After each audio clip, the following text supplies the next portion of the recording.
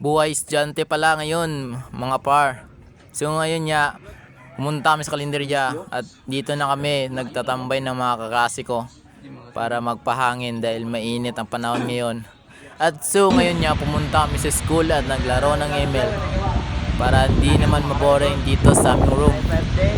At so ngayon nga, yun nga sa mga kabila naming classmate ay naglaro din ng Magic Chess. Kita niyo yan, 1v1 sila. At yun, yung iba naglilibot para hindi maboring sa loob ng room. Yan, kikita nyo, 1v1 sila naglaro. So ngayon nga, nandito na kami sa court para magpahangin at manood ng mga event na ginagawa nila. At so ngayon, nakita nyo yung mga tao na nag-aayos para bukas na event ng buwan ng wika. At ayun nga, kami ay so ngayon nga, tapos din namin ang exam namin at kami ay uuwi na para magpahinga at magpihis at matulog. Yung iba punta pa sila kung saan nila gusto. At so ngayon na, papalabas na kami ng gate.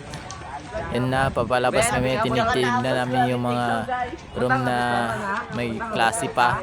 At tapos na kami mag-exam. Another exam na naman na binagsak ko, guys. At so ngayon nga, malapit na kami sa gate at kami ay lalabas na para makasakay ng tricycle. Makahanap ng tricycle. At so ngayon nga, kami ay lalabas na at pumunta ng street food para bumili at kumain.